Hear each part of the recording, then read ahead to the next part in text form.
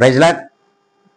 మన ప్రభువైన యేసుక్రీస్తు నామములో అందరికీ ఈ ఉదయకాల సమయమున శుభాభివందనములు తెలియజేసుకుంటూ ఉన్నాను. ఈ దినం దేవుడు మనకిచ్చినటువంటి గొప్ప నూతనమైన వాగ్దానము, అది 35వ కీర్తన 17వ లేఖనము. మనం ఒక్కసారి చదువుకుందాం. నా ప్రాణమును సింహముల నోట నుండి రక్షింపుము.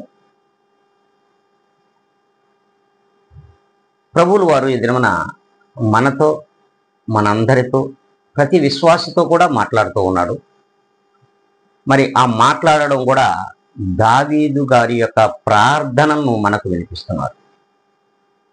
చూడండి, దావీదు మహారాజు గారు, ప్రభువా నా ప్రాణము సింహముల నోట నుండి విడిపించుము అని ఆయన ప్రార్థన చేస్తున్నారు. మరి చూడండి, ఈ లోకము సింహము కంటే కూడా క్రూరమైనటువంటి మనుష్యులు ఈ లోకంలో ఉన్నారు.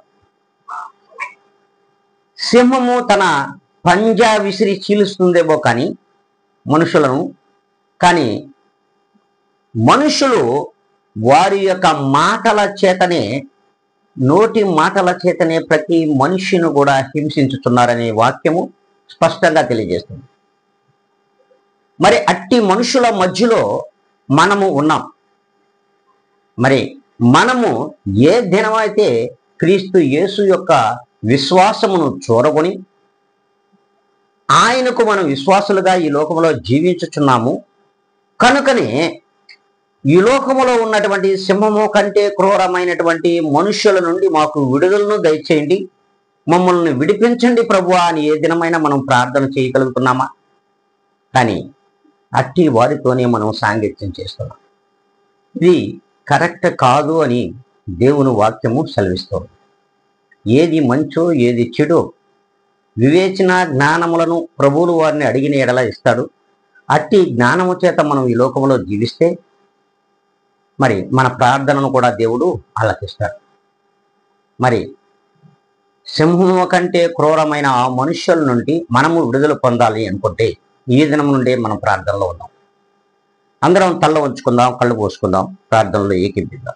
మహాపరిశుద్ధుడా, ప్రేమ నమ్మకము కలిగిన మా తండ్రి, మీ పాదములకు వందనములు.